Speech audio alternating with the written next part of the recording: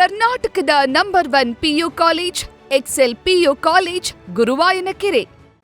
ಈ ಬಗ್ಗೆ ಹೆಚ್ಚಿನ ಮಾಹಿತಿಯನ್ನ ನಮ್ಮ ಮೃತ ರಾಜೇಶ್ ಅವರ ಭಾವ, ಅವರು ಹೆಸರು ರಾಜೇಶ್, ಅವರು ಮಾಹಿತಿಯನ್ನ ಕೊಡ್ತಾರೆ. ಸರ್, ಆಗಿರುವಂತಹ ಘಟನೆ ಯಾವುದಿದು, ಯಾವಾಗ ಆಯಿತು, ಆ ಸಂದರ್ಭದಲ್ಲಿ ಆ ವ್ಯಕ್ತಿ ಏನಂದ್ರೆ ಎಸ್ಕೇಪ್ ಆಗೋಕ್ಕೆ ಪ್ರಯತ್ನ ಪಟ್ಟಿದ್ದು ಹೇಗೆ ಗೊತ್ತಾಯಿತು ನಿಮ್ಗೆ ಅಂತ?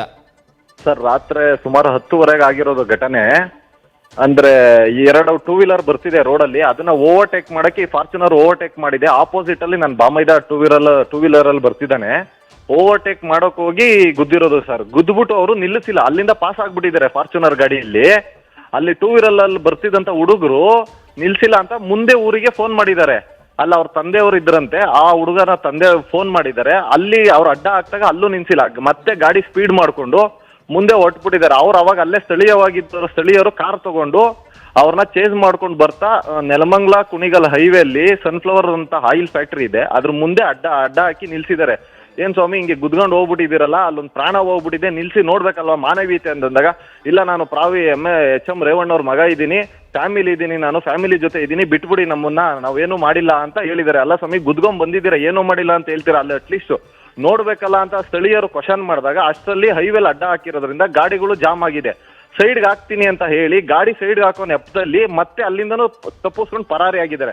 ತದನಂತರ ಯಾವಾಗೋ ಕಾರ್ನ ತಗೊಂಡ್ಬಂದು ಸ್ಟೇಷನ್ಗೆ ಸರೆಂಡರ್ ಮಾಡಿ ಹೋಗಿದ್ದಾರೆ.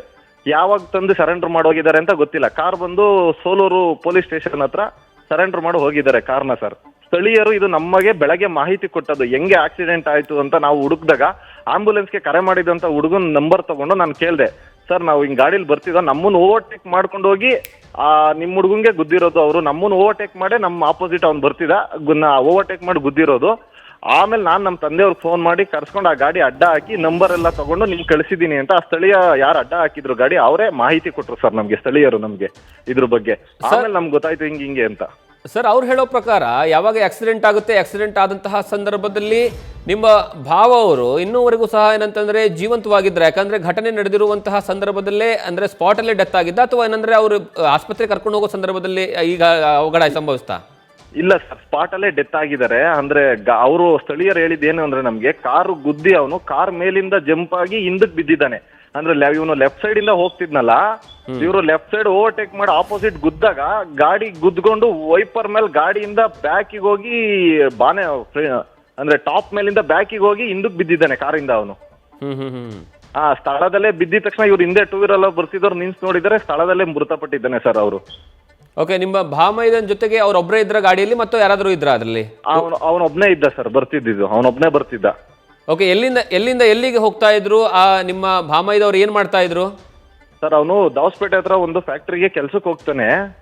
ಸೊ ಅವನು ಸಂಜೆ ಕೆಲಸ ಮುಗಿಸ್ಕೊಂಡ್ ಬರ್ಬೇಕಾದ್ರೆ ಗುಡೇಮರ್ನಹಳ್ಳಿಯಿಂದ ಬರ್ಬೇಕಾದ್ರೆ ಆಗಿರೋದು ಸರ್ ಅವಘಡ ಇದು.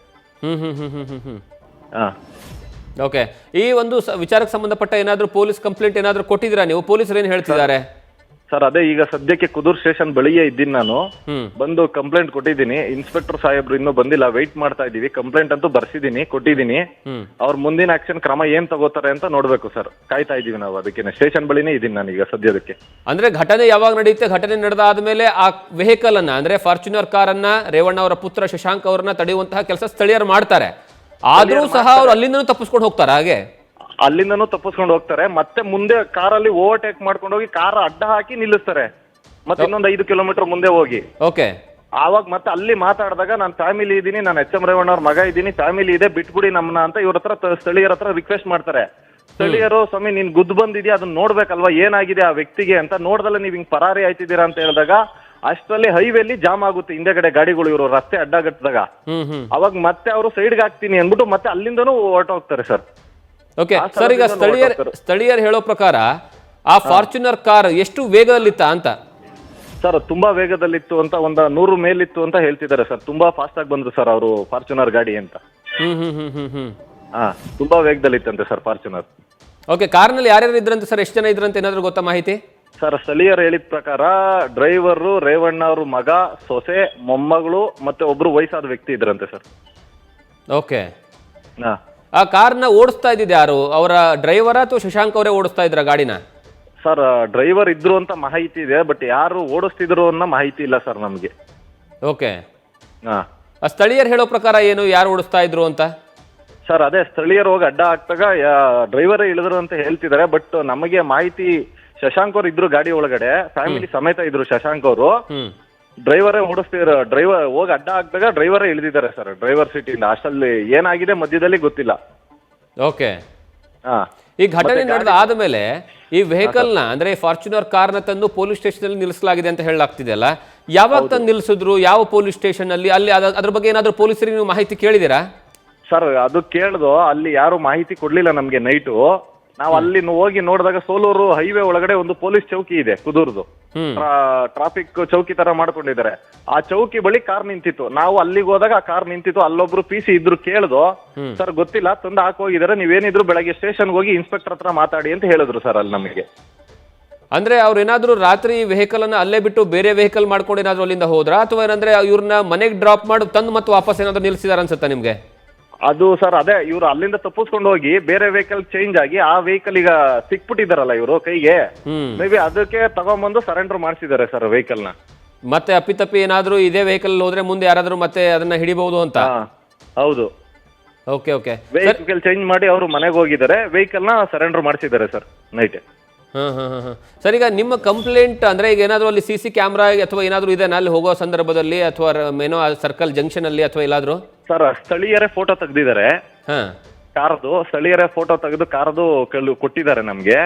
ಮತ್ತೆ ಹಾಗೂ ಟೋಲ್ ಇದೆ ಅಲ್ಲಿ, ಆ ಟೋಲ್ ಬಳಿ ಕಾರ್ ಪಾಸ್ ಆಗಿರೋ ಮಾಹಿತಿ ಇದೆ. ಮತ್ತೆ ಅಲ್ಲಿ ATM ಕ್ಯಾಮ್ರಾದಲ್ಲೂ ಮಾಹಿತಿ ಇದೆ ಸರ್ ಪಾಸ್ ಆಗಿರೋದು. ಅದನ್ನ ತೆಗಿಸ್ಬೇಕು ಪೊಲೀಸರು, ಅಂದ್ರೆ ನಾವು ಕೇಳಿದ್ರೆ ಕೊಡಲ್ಲ ಅಲ್ಲ, ಪೊಲೀಸರು ವಿಚಾರಣೆಯಲ್ಲಿ ಅದನ್ನ ತೆಗಿಸಿ ನಮ್ಗೆ ನ್ಯಾಯ ಒದಗಿಸ್ಕೊಡ್ಬೇಕು ಸರ್ ಅದನ್ನ. ಈಗ ನಿಮ್ಮ ಮುತ ಏನಂದ್ರೆ ರಾಜೇಶ್ ಅವರು ಬಾಮೈದ್ರವರು, ಅವ್ರ ಮನೆಯಲ್ಲಿ ಅಂದ್ರೆ ಇವ್ರ ಒಬ್ರೇನ ಮಗ ಅಥವಾ ಬೇರೆ ಯಾರಾದ್ರೂ ಇದಾರ ಅವ್ರು, ಅಂದ್ರೆ ಅಣ್ಣ ತಮ್ಮ ಅಥವಾ ಅಕ್ಕ ತಂಗಿ? ಇಬ್ರು ಅಕ್ಕದಿರಿದ್ದಾರೆ. ಒಬ್ರು ಅಕ್ಕನ್ ಮದ್ವೆ ಆಗಿದೆ, ಈಗ ಎರಡನೇ ಅಕ್ಕನ್ಗೆ ಮದ್ವೆ ಮಾಡ್ಬೇಕು ಅಂತ ಓಡಾಡ್ತಿದ್ದಾರೆ. ಬರೀ ರಾತ್ರಿ ನೈಟ್ ಶಿಫ್ಟ್ ಮಾಡಿದ್ರೆ 300 ರೂಪಾಯಿ ಗಂಟೆಗೆ ಎಕ್ಸ್ಟ್ರಾ ಕೊಡ್ತಾರೆ ಅನ್ನೋ ಉದ್ದೇಶದಿಂದ ನೈಟ್ ಶಿಫ್ಟೇ ಜಾಸ್ತಿ ಕೆಲಸ ಮಾಡ್ತಿದ್ದ. ಮತ್ತೆ ಅವನು ಅವ್ನ ಫ್ರೆಂಡ್ಸ್ ಜೊತೆನೂ 9 ಗಂಟೆಗೆ ಫೋನಲ್ಲಿ ಮಾತಾಡಿದ್ದಾನೆ, ಮನೆ ಜವಾಬ್ದಾರಿ ಜಾಸ್ತಿ ಆಗಿದೆ, ಅಕ್ಕನ್ಗೆ ಹುಡುಗ ಹುಡುಕ್ತಿದ್ದಾರೆ, ನಾನು ಏನಾಗುತ್ತೋ ಸಹಾಯ ಮಾಡ್ಬೇಕು ಅಂದ್ರೆ. ಮನೇಲಿ ಇವ್ನ ಒಬ್ನೇ ಮಗ ಸರ್, ಗಂಡು ಮಗ, 3ನೇ ಮಗ, ಇಬ್ರು ಅಕ್ದಿರು. ಮನೆ ಜವಾಬ್ದಾರಿ ಇವನ್ ಮೇಲೆ ಇತ್ತು, ದುಡಿಬೇಕು ನಾನು ಒಂಚೂರು. ಅಪ್ಪ ಅವರ ತಂದೆಗೆ ಸ್ವಲ್ಪ ಕಣ್ಣು ಕಾಣಲ್ಲ ಸರ್, ದೂರದ್ದು. ಅವ್ರು ಮತ್ತೆ ದನ ಕರು ಮೇಯಿಸ್ಕೊಂಡು ಇವನೇ ಬೆಳಗ್ಗೆ ಹೊತ್ತು ದನ ಕರು ಮೇಯಿಸ್ತಾನೆ, ಆಮೇಲೆ ಕೆಲ್ಸಕ್ಕೆ ಹೋಗ್ತಾನೆ.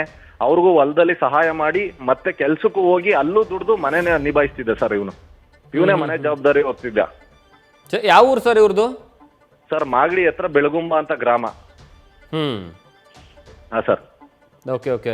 ಈಗ ಕಂಪ್ಲೇಂಟ್ ಕೊಡುವಂತಹ ಸಂದರ್ಭದಲ್ಲಿ ಯಾವೆಲ್ಲ ವಿಚಾರಗಳನ್ನ ಮೆನ್ಷನ್ ಮಾಡಬೇಕು ಅಂತ ಸರ್? ಯಾಕಂದ್ರೆ ಈಗಾಗಲೇ ನಿಮ್ಮ ಹತ್ರ ಒಂದ್ ಕಡೆಗೆ ಸ್ಥಳೀಯರು ಹೇಳಿರೋ ಪ್ರಕಾರ ಮಾಹಿತಿ ಇದೆ, ಎರಡನೇದಾಗಿ ಆ ವೆಹಿಕಲ್ ಬಗ್ಗೆ ಸಂಪೂರ್ಣವಾದಂತಹ ಫೋಟೋ ಇದೆ, ಇನ್ ಡಿಟೇಲ್ ಇದೆ.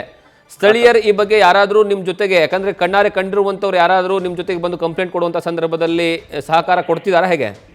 ಸರ್ ಸ್ಥಳೀಯರು ಯಾರನ್ನೂ ಕರ್ಕೊಂಡ್ ಬಂದಿಲ್ಲ ನಾವು. ಅದೇ ಅವರು ರಾತ್ರಿ ಏನೋ ಪೊಲೀಸರು ಅಲ್ಲಿ ಆಂಬುಲೆನ್ಸ್ ಹಾಕಿದಾಗ ಬೆಳಗ್ಗೆ ಬಂದು ಸ್ಟೇಷನ್ ಮೀಟ್ ಮಾಡಿ ಅಂತ ಹೇಳಿದ್ರಂತೆ, ಕಂಪ್ಲೇಂಟ್ ಕೊಡಿ ಅಂತ. ನಾವು ಸ್ಥಳೀಯರು ಯಾರನ್ನೂ ಕರ್ಕೊಂಡ್ ಬಂದಿಲ್ಲ, ನಾವೇ ಡೈರೆಕ್ಟ್ ಬಂದು ಕಂಪ್ಲೇಂಟ್ ಕೊಡ್ತಿದೀವಿ ಸರ್ ಈಗ ಕುದೂರ್ ಸ್ಟೇಷನ್ ಹತ್ರ.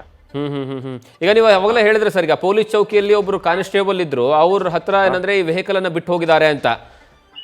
ಅವರು ಯಾವ ವ್ಯಕ್ತಿ ಅಂತ ಹೇಳ್ಬಿಟ್ಟು ಐಡೆಂಟಿಫೈ ಮಾಡುವಂತಹ ಪರಿಸ್ಥಿತಿಯಲ್ಲಿ ಇದಾರ ಅವರು?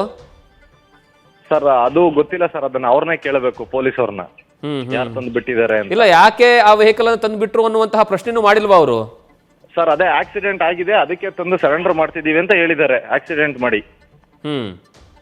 ಇಲ್ಲ, ಬರೀ ಅಷ್ಟು ಹೇಳಿ ಗಾಡಿ ಇಟ್ಟು ಹೋಗ್ಬಿಟ್ರೆ ಹೇಗೆ? ಯಾರು ಮಾಡಿದ್ರು, ಯಾಕಾಯ್ತು, ಎಲ್ಲಾಯ್ತು ಅಂತ ಕನಿಷ್ಠ ಬೇಸಿಕ್ ಕ್ವಶನ್ಸ್ ಗಳು ಕೇಳ್ಬೋದಿತ್ತಲ್ವಾ? ಅವರು ಕಾನ್ಸ್ಟೇಬಲ್ ಆಗಿದ್ರು ಪರವಾಗಿಲ್ಲ, ಕೇಳಬಹುದಿತ್ತು ಸರ್. ಬಟ್ ಒಬ್ಬ ಪ್ರಭಾವಿ ವ್ಯಕ್ತಿ ಮುಂದೆ ಕೇಳಲ್ಲ ಸರ್. ಇಲ್ಲ, ಕಾನೂನು ಎಲ್ರಿಗೂ ಒಂದೇ ಅಲ್ಲ, ಪ್ರಭಾವಿ ವ್ಯಕ್ತಿಗಳು ಕನಿಷ್ಠ ಪಕ್ಷ ಸಾಮಾನ್ಯವಾಗಿರುವಂತಹ ಪ್ರಶ್ನೆಗಳು ಸರ್, ನಿಮ್ಮಂತವರೇ ನ್ಯಾಯ ಒದಗಿಸ್ಕೊಡ್ಬೇಕು.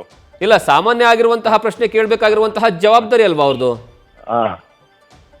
ಸರ್ ಆದ್ರೂ ಜವಾಬ್ದಾರಿ ಇದೆ, ಬಟ್ ಅವ್ರು ಆ ಜವಾಬ್ದಾರಿನ ನಿಭಾಯಿಸ್ಬೇಕು ಅಂತಾನೆ ನಾವು ನಿಂಬಳಿ ಬಂದಿರೋದು ಸರ್. ಈಗ ನೀವು ಕ್ವಶನ್ ಮಾಡಿ ನಮ್ಗೆ ನ್ಯಾಯ ಒದಗಿಸ್ಕೊಡ್ತೀರಾ ಅಂತಾನೆ ನಿಂಬಳಿ ಬಂದಿದೀವಿ ಸರ್.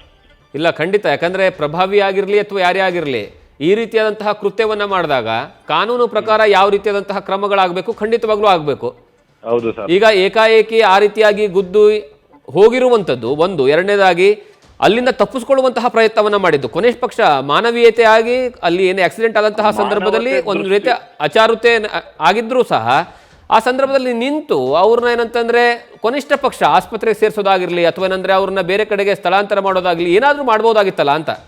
ಹೌದು ಸರ್, ಮಾಡಬಹುದಾಗಿತ್ತು, ಅವ್ರು ಮಾಡಿಲ್ಲ. ಅಲ್ಲಿ ಬುದ್ಧಿ ನಮ್ಮ ಮೇಲೆ ಕೇಸ್ ಆಗುತ್ತೆ ಅನ್ಕೊಂಡು ಹೊರಟೋಗಿದ್ದಾರೆ ಅಲ್ಲಿಂದ. ಅಲ್ಲಿ ಏನಾಗಿದೆ ಅಂತಾನೂ ಸಹ ನೋಡಿಲ್ಲ. ಆ ಹುಡುಗರೇ ಆಂಬುಲೆನ್ಸ್ಗೆ ಫೋನ್ ಮಾಡಿ 108ಗೆ ಫೋನ್ ಮಾಡಿ ಹಾಸ್ಪಿಟ್ಲಿಗೆ ಕಳಿಸ್ಕೊಟ್ಟಿದ್ದಾರೆ ಸರ್, ಮಾಗಡಿ ಗೌರ್ಮೆಂಟ್ ಆಸ್ಪತ್ರೆಗೆ. ಎಷ್ಟೊತ್ತಿಗೆ ಏನಂದ್ರೆ ಹಾಸ್ಪಿಟ್ಲಿಗೆ ಕರ್ಕೊಂಡು ಹೋಗಿದ್ದು ಸರ್ ಅವ್ರಿಗೆ? ಸರ್ ಆಕ್ಸಿಡೆಂಟ್ ಆಗಿರೋದು ಸುಮಾರು 10:30 ಸಂದರ್ಭದಲ್ಲಿ. ನನಗೆ ಫೋನ್ ಬಂದಿದ್ದು 11:15 ಸರ್. 11:30 ನನಗೆ ಫೋನ್ ಬಂತು. ಆಂಬುಲೆನ್ಸ್ ಡ್ರೈವರ್ ಅದೇ ಸ್ಥಳೀಯ ಒಂದು ಊರು ಹುಡುಗಂಗೆ ಫೋನ್ ಮಾಡಿದ್ದಾರೆ. ಅವನು ಪಾಪ ಸತ್ತಂತ ನಮ್ಮ ಬಾಮೈದನ್ ಬರ್ತಂದು ಮೊಬೈಲ್ ಫಿಂಗರ್ ಪ್ರಿಂಟ್ ಇಟ್ಕೊಂಡು ಅವನು ಲಾಸ್ಟ್ ಕಾಲ್ ಇತ್ತಲ್ಲ, ಅವ್ನ ಕಂಪ್ನಿಲಿ ಕೆಲಸ ಮಾಡ್ತಿರೋ ಹುಡುಗಂಗೆ ಲಾಸ್ಟ್ ಕಾಲ್ ಇತ್ತು. ಆ ಕಾಲ್ಗೆ ಕಾಲ್ ಮಾಡಿ ಹೇಳಿದ್ದಾರೆ. ಅವನು ನನಗೆ ಫೋನ್ ಮಾಡಿದ್ದಾನೆ, ಅಣ್ಣ ಹಿಂಗೆ ಆಕ್ಸಿಡೆಂಟ್ ಆಗಿದೆ ಸಿಡಗ್ನಳ್ಳಿ ಹತ್ರ ನಿಮ್ ಬಾಮೈದನ್ಗೆ, ಬನ್ನಿ ಗೌರ್ಮೆಂಟ್ ಆಸ್ಪತ್ರೆಗೆ ತಗೊಂಡು ಹೋಗ್ತಿದಾರಂತೆ ಆಂಬುಲೆನ್ಸ್ ಅಲ್ಲಿ ಅಂತ. ನಾವು ಏನ್ ಅನ್ಕೊಂಡು ಏನೋ ಸ್ವಲ್ಪ ಏಟ್ ಆಗಿರ್ಬೇಕು, ಆಯ್ತು ನೋಡೋಣ ಅಂತ ಆಸ್ಪತ್ರೆ ಬಳಿ ಹೋದಾಗ ಸ್ಪಾಟ್ ಅಲ್ಲೇ ಡೆತ್ ಆಗಿದ್ದಾನೆ ಅಂತ ಅಲ್ಲ ಹಾಸ್ಪಿಟ್ಲ್ ಸಿಬ್ಬಂದಿಗಳು ನಮಗೆ ಮಾಹಿತಿ ಕೊಟ್ರು ಸರ್. ಅಲ್ಲಿ ಸ್ಪಾಟ್ ಅಲ್ಲೇ ಡೆತ್ ಆಗೋಗಿದ್ದಾರೆ ಸರ್. ಅಲ್ಲ ಆಂಬುಲೆನ್ಸ್ ಡ್ರೈವರು ಸಹ ಹೇಳಿದ್ರು ಸ್ಪಾಟ್ ಅಲ್ಲೇ ಡೆತ್ ಆಗೋಗಿದೆ ಸರ್. ನಾವು ಹೋಗೋಷ್ಟಲ್ಲಿ ನಾವು ಫೋನ್ ಮಾಡಿ ವಿತಿನ್ 6 ಮಿನಿಟ್ಸ್ಗೆ ಸ್ಪಾಟ್ಗೆ ಹೋಗಿದ್ದೆ, ಅಷ್ಟರಲ್ಲಿ ಅಲ್ಲೇ ಡೆತ್ ಆಗೋಗಿತ್ತು. ಅದಕ್ಕೆ ತಂದು ಇಲ್ಲಿ ಮಾಗಡಿ ಸರ್ಕಾರಿ ಆಸ್ಪತ್ರೆಗೆ ಹಾಕಿದ್ದೀನಿ ಅಂತ ತಿಳಿಸ್ಕೊಟ್ರು ಸರ್ ಡ್ರೈವರ್ ರಾತ್ರಿ. ಅಂದ್ರೆ ಆಕ್ಸಿಡೆಂಟ್ ಅಲ್ಲಿ ತಲೆಗೆ ತುಂಬಾ ಗಂಭೀರ ಗಾಯ ಆಗಿತ್ತ ಸರ್? ಹೇಗೆ, ಎಲ್ಲಿ, ಯಾವ ಭಾಗಕ್ಕೆ ಜಾಸ್ತಿ ಹೊಡೆತ ಬಿದ್ದಿದೆ? ತಲೆ ಭಾಗಕ್ಕೂ ಗಂಭೀರ ಗಾಯ ಆಗಿದೆ, ಮುಖ ಭಾಗಕ್ಕೆ, ಮೂಗಿಂದ ಬ್ಲಡ್ ಆಚೆ ಬಂದಿದೆ, ಮತ್ತೆ ಹೊಟ್ಟೆ ಮೇಲೆಲ್ಲ ಟೈರ್ ಬ್ಲಾಕ್ ಮಾರ್ಕ್ಸ್ ಆಗಿದೆ ಸರ್. ಮೇ ಬಿ ಅದು ಟೈರ್ ಹತ್ತಿರ್ಬೋದಾ ಇಲ್ಲ ಏನು ಅನ್ನೋದು ನಮಗೂ ಮಾಹಿತಿ ಇಲ್ಲ. ಪೋಸ್ಟ್ ಮಾರ್ಟಮ್ ಅಲ್ಲಿ ಗೊತ್ತಾಗ್ಬೇಕು ಸರ್ ಅದು. ಅಂದ್ರೆ ಹೊಟ್ಟೆಗೆ ಫುಲ್ ಟೈರ್ದು ಗಾಯಗಳಿದಾವ ಅಂತನಾ, ಅದು ಮಾರ್ಕ್ ಇದೆ ಅಂತನಾ? ಹೊಟ್ಟೆ ಮೇಲೆ ಮಾರ್ಕ್ ಇದೆ ಸರ್. ನಿಮ್ಗೆ ಚಿತ್ರಣ ಕಳಿಸ್ಕೊಟ್ಟಿದೀವಿ ನೋಡಿ ಸರ್, ಅದರಲ್ಲಿ ಹೊಟ್ಟೆ ಭಾಗದ ಮೇಲೆ. ಓಕೆ. ಅಂದ್ರೆ ಸ್ಥಳೀಯರು ಹೇಳೋ ಪ್ರಕಾರ ಏನ್ ಅದು ಗುದ್ದಾದ್ಮೇಲೆ ಆ ಒಂದು ಏನಾದ್ರು ಟೈರ್ ಏನಾದ್ರು ಹೋಗಿದೆ ಅಂತನಾ ಅಥವಾ ಹೇಗೆ ಅದು ಸರ್? ಅಂದ್ರೆ ಗುದ್ದಿ ಆ ಟೈರ್ ಭಾಗದ ಮಟ್ಲಾಫ್ಟ್ ಅದೇನೋ ಬರುತ್ತೆ ಸರ್, ಲೆಫ್ಟ್ಗೆ ಬ್ಲಾಕ್ ಕಲರ್ ಇದು ಫುಟ್ವೇರ್ ಇದ್ರದ್ದು, ಅದು ಬಿದ್ದು ಮೇಲ್ಗಡೆಯಿಂದ ವೈಪರ್ ಮೇಲ್ಗಡೆಯಿಂದ ಟಾಪ್ ಆಗಿ ಹಿಂದಕ್ಕೆ ಬಿದ್ದಿದ್ದಾನೆ ಅಂತ ಹೇಳ್ತಿರೋದು ಸರ್ ಸ್ಥಳೀಯರು. ಫುಟ್ರೋಷ್ಟು ಇದಾಗಿ ಅಲ್ಲಿಂದ ಜಂಪ್ ಆಗಿ ಮಿರರ್ ಹೊಡೆದು ಫ್ರಂಟ್ ಗುದ್ಕೊಂಡು ಮಿರರ್ ಹೊಡೆದು ಡೋರ್ ವೈಸರ್ ಫುಲ್ ಕಟ್ ಆಗಿದೆ. ನೀವು ಕಾರ್ ಚಿತ್ರಣದಲ್ಲಿ ನೋಡ್ಬೋದು, ಡೋರ್ ವೈಸರ್ ಎಲ್ಲ ಕಟ್ ಆಗಿ ಹಿಂದಕ್ಕೆ ಹೋಗಿ ಬಿದ್ದಿದ್ದಾನೆ. ನೀವು ಕಾರ್ ಮೇಲೆ ನಾನು ಸಣ್ಣದಾಗಿ ರೆಡ್ ಬ್ಲಡ್ ಆಗಿರೋ ಮಾರ್ಕ್ ಕೂಡ ಇದೆ, ನೀವು ಅಬ್ಸರ್ವ್ ಮಾಡೋದ್ರೆ ನಿಮ್ಗೆ ಕಾಣುತ್ತೆ ಸರ್, ಬ್ಲಡ್ ಮಾರ್ಕ್ಸ್ ಇದೆ ಕಾರ್ ಮೇಲೆ. ಇಲ್ಲ, ಅಲ್ಲಿ ಫೋಟೋದಲ್ಲಿ ನೋಡಿದ್ರೆ ಗೊತ್ತಾಗ್ತಾ ಇದೆ ಕಾರಿನ ಡ್ರೈವರ್ ಭಾಗದಲ್ಲಿ ಆ ಸೈಡ್ಗೆ ಏನಂದ್ರೆ ಆ ಒಂದು ಸೈಡ್ ಇದನ್ನು ಸಹ ಏನಂದ್ರೆ ಪೂರ್ತಿ ಇದು ಆಗ್ತಿದೆ, ಕಟ್ ಆಗಿದೆ. ಡೋರ್ ವೈಸರ್ ಕಟ್ ಆಗಿ ಅವನು ಅಲ್ಲಿಂದ ಕಿತ್ಕೊಂಡು ಹೋಗಿ ಹಿಂದಕ್ಕೆ ಟಾಪ್ ಮೇಲಿಂದ ಹಿಂದೆ ಬಿದ್ದಿರೋದು ಸರ್. ಅಂದ್ರೆ ಸಿಕ್ಕಾಪಟ್ಟೆ ಫೋರ್ಸ್ ಇತ್ತು ಅನ್ಸುತ್ತೆ, ಅಂದ್ರೆ ಸಿಕ್ಕಾಪಟ್ಟೆ ಸ್ಪೀಡ್ ಅಲ್ಲಿ ಇತ್ತು ಗಾಡಿ ಅಂತ ಅನ್ಸುತ್ತೆ. ತುಂಬಾ ಸ್ಪೀಡ್ ಅಲ್ಲಿ ಇದ್ರಂತೆ ಸ್ಥಳೀಯರ ಮಾಹಿತಿ ಪ್ರಕಾರ. ಗಾಡಿ ತುಂಬಾ ಸ್ಪೀಡ್ ಅಲ್ಲಿ, ಓವರ್ ಸ್ಪೀಡ್ ಅಲ್ಲೇ ಇದ್ರು ಅಂತ ಸ್ಥಳೀಯರ ಮಾಹಿತಿ ಸರ್. ಸರ್, ನಿಮಗೆ ಗೊತ್ತಿರೋದು ಏನಾದ್ರು ಅಂದ್ರೆ ಅವ್ರು ಎಲ್ಲಿಂದ ಎಲ್ಲಿಗೆ ಹೊರಡ್ತಾ ಇದ್ರು, ರೇವಣ್ಣ ಅವರ ಪುತ್ರ ಅಂತ ಏನಾದ್ರು ಗೊತ್ತಿದೆನಾ ಸರ್? ಮಾಗಡಿಲಿ ಅವ್ರದ್ದು ಒಂದು ತೋಟ ಇದೆ, ಅಲ್ಲಿಂದ ಬೆಂಗಳೂರು ಮನೆಗೆ ಹೋಗ್ತಿದ್ರಂತೆ ಸರ್. ಪಾರ್ಟಿ ತೋಟದಲ್ಲಿ ಅವರು ಸಾಧಾರಣವಾಗಿದ್ರೆ ಪಾರ್ಟಿ ಮಾಡ್ಕೊಂಡೇ ಹೋಗ್ತಾರೆ. ತೋಟದಲ್ಲಿ ಮಾಗಡಿ ತೋಟದ ಮನೆಯಿಂದ ಪಾರ್ಟಿ ಮುಗಿಸ್ಕೊಂಡು ಹೋಗ್ಬೇಕಾದ್ರೆ ಬೆಂಗಳೂರು ಮನೆಗೆ ಈ ಅವಘಡ ಸಂಭವಿಸಿದೆ ಸರ್. ಈಗ ಸದ್ಯ ನಿಮ್ಮ ಮೃತ ರಾಜೇಶ್ ಅವರು ಯಾವ ಆಸ್ಪತ್ರೆಯಲ್ಲಿ ಇಡಲಾಗಿದೆ ಅವ್ರಿಗೆ? ಸರ್, ಮಾಗಡಿ ಗೌರ್ಮೆಂಟ್ ಆಸ್ಪತ್ರೆಯಲ್ಲಿ ಇಡಲಾಗಿದೆ ಸರ್. ಫಸ್ಟ್ ಆರಂಭಿಕದಲ್ಲಿ ಆ ಒಂದು ಏನಂದ್ರೆ ದೇಹವನ್ನು ನೋಡಿದಂತಹ ಸಂದರ್ಭದಲ್ಲಿ ಡಾಕ್ಟರ್ಸ್ಗಳು ಏನಂತ ಹೇಳಿದ್ರು? ಅಂದ್ರೆ ಅದರ ಸ್ವಲ್ಪ ಏನಾದರೂ ಪ್ರಾಥಮಿಕ ಮಾಹಿತಿ ಕೊಟ್ಟಿದಾರಾ ನಿಮ್ಗೆ? ಸರ್ ಇಲ್ಲ, ಆಂಬುಲೆನ್ಸ್ ಸ್ಥಳಕ್ಕೆ ಬರೋಷ್ಟಲ್ಲ ಅಲ್ಲೇ ಡೆತ್ ಆಗೋಗಿದೆ ಸರ್. ಆಂಬುಲೆನ್ಸ್ ಸ್ಥಳಕ್ಕೆ ಬರೋಷ್ಟಲ್ಲ ಅಲ್ಲೇ ಡೆತ್ ಆಗೋಗಿದೆ ರಾಜೇಶ್.